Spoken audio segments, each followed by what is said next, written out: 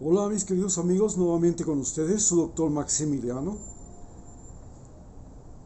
el doctor Tigre, que hoy día les va a hablar acerca de cómo este conflicto entre Ucrania, Rusia y la OTAN, en general la OTAN, nos afecta y cómo esto puede desencadenar una crisis global. Bueno, hemos vivido catástrofes ambientales que estamos viviéndolas en este momento y que también tenemos que considerar la extinción, el cambio climático y la contaminación como las catástrofes ambientales más importantes. Dentro de las catástrofes humanitarias que estamos comenzando a ver y a vivir en el mundo, la más importante pues son las olas migratorias y las guerras que estamos viviendo. Estas guerras son guerras económicas como la que libran Estados Unidos y China, o Estados Unidos contra Venezuela y contra Cuba, y guerras militares como las que se han vivido en Afganistán, Irak, Siria, Líbano. Y todo esto nos hace pensar que en un periodo de pandemia como el que estamos viviendo, donde el desempleo, los trastornos en la educación, los trastornos físicos y psicológicos de la población la hacen susceptible, lo que está pasando no deja de ser un, una posible gota que derrame el vaso. Ucrania es, podría decirse, la madre patria de Rusia. Los rus eran vikingos que, saliendo de Escandinavia, iban por el territorio de la actual Rusia europea hasta llegar a Constantinopla, donde canjeaban esclavos, pieles, por oro, armas y demás cosas que ellos consideraban de valor. Pero estos rus, que quiere decir navegantes, formaron un país que se llama, una ciudad, una aldea que se llamaba Kiev. Kiev es donde se origina una nueva raza que podría decirse que son los eslavos. Estos eslavos ahora comprenden Yugoslavia, Checoslovaquia y todos estos países como Rusia, Ucrania, Bielorrusia. Es una nueva raza que prácticamente se comenzó a formar antes de la llegada de los rus, pero con la llegada de los rusos, o sea, de los vikingos, se consolida y forma y crea la primera ciudad del Rus, que se llama Kiev. Luego migran hacia el norte cuando se tienen que enfrentar también a las oleadas mongolas que llegan y, junto con Bakum, uno de los hijos de Genghis Khan, invaden todo lo que fue el territorio de Siberia y, por supuesto, llegan hasta Kiev. No logran pasar, pero se desvían y también invaden Austria. Y cuando ya toca invadir Alemania, los denominados tártaros, muere uno de los hijos de Genghis Khan, porque Bakum era hijo de Genghis Khan, y tiene que regresarse desde Europa hasta Mongolia para nombrar al sucesor. Y en este periodo de ida y vuelta, los europeos logran consolidar una nueva forma de guerra utilizando armaduras y que nacen los denominados caballeros cruzados, los caballeros montados, que van completamente cubiertos de armadura para enfrentar a los mongoles. En ese momento también los rus migraron hacia Moscú y fundan, en los mismos años que se funda la ciudad de Quito, se funda Moscú y la fundan ucranianos con Iván el Grande, quien más tarde logra derrotar a los tártaros y comienza la gran expansión de Rusia. Además, ante la caída de Constantinopla y la llegada de los turcómanos que son descendientes de árabes y mongoles, estos traen consigo la pólvora, la religión ortodoxa y la religión musulmana, y salen de Constantinopla los ortodoxos, que se propagan por Grecia, como lo habían hecho antes, y fundamentalmente por Rus, por el territorio de Kiev y Moscú, hoy Ucrania y Rusia.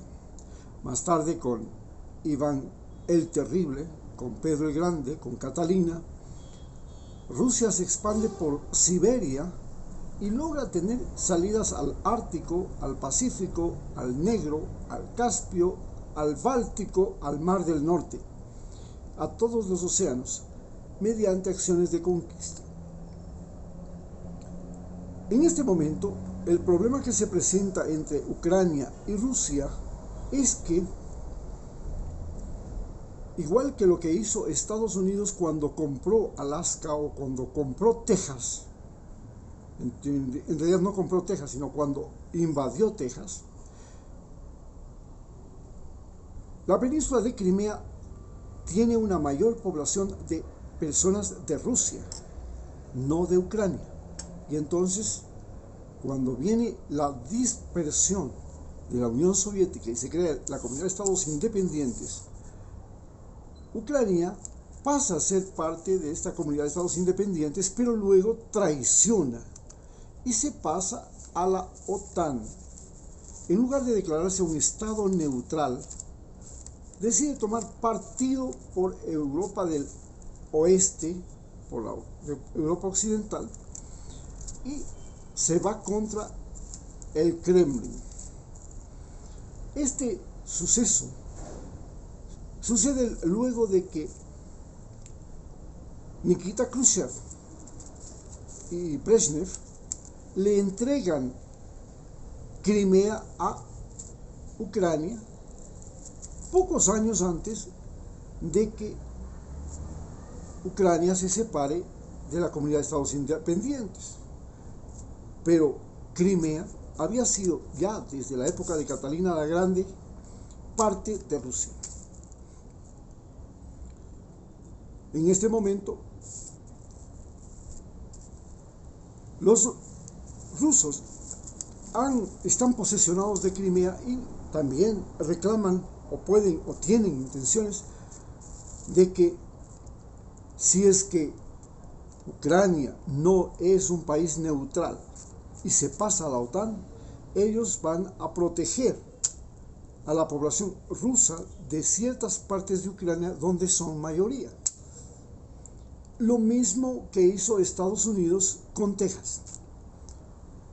Cuando Estados Unidos invade Texas, hay 10 norteamericanos por cada mexicano viviendo en Texas. Y entonces Texas se declara Estado independiente de México. Y los norteamericanos envían sus tropas para proteger, entre comillas, a los ciudadanos norteamericanos que habían migrado a Texas, y de paso se va quedando con Texas. Lo mismo hizo con Alaska. Alquiló por 100 años Alaska a Catalina.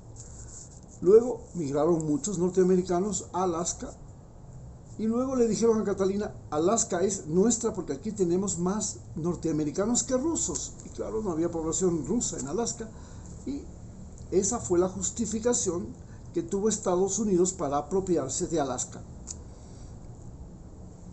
La misma excusa utiliza ahora Putin para apropiarse de Crimea, y si es que Ucrania no se declara neutral y pasa a ser parte de la OTAN, para recuperar, entre comillas, los territorios donde viven mayor la cantidad de habitantes rusos que de ucranianos. Terrible situación. Ante esto, la OTAN y por supuesto Joe Biden quiere mostrar fuerza después de la derrota de Afganistán, donde el ejército norteamericano sale derrotado, y quiere mostrarle también el poderío militar que ha desarrollado tratando de evitar que Ucrania deje de ser parte de la OTAN. Y para eso están armando a las poblaciones ucranianas, están entregándoles armas, porque ya sabemos que la historia siempre se repite. Estados Unidos siempre empieza las guerras primero armando a los dos enemigos internos que tiene ese país y finalmente termina masacrándose entre ellos para finalmente entrar él. Recordemos lo que pasó cuando quería comprar el canal de Panamá. El canal de Panamá, Estados Unidos quiso comprarlo a Colombia y Colombia le dijo no. Entonces armó a los rebeldes de Panamá, y una vez que los armó a los rebeldes de Panamá, estos se levantaron contra el gobierno de Bogotá, amparados por las armas y los navíos de Estados Unidos, y se declararon independientes, y luego Estados Unidos pudo construir el canal de Panamá. En tanto que Colombia terminó en una guerra civil entre colombianos que fue iniciada justamente por Estados Unidos, armando a liberales y conservadores para que se maten entre sí. Guerra que todavía no termina, porque los liberales, luego de la muerte de Elisei Gaitán, se convierten en comunistas. Y estos liberales comunistas pasan a ser las FARC, las autodefensas, pasan a ser el Ejército de Liberación Popular, y a su vez los conservadores pasan a ser las Autodefensas Unidas de Colombia. Este mecanismo de armar a los pueblos para que se maten entre sí es el mismo mecanismo que utilizó para la guerra de Afganistán, en que armó primero a los talibanes para que luchen contra los rusos y contra las otras sectas de Afganistán, y finalmente terminó saliendo el tiro por la culata porque los afganos se fueron nuevamente contra los norteamericanos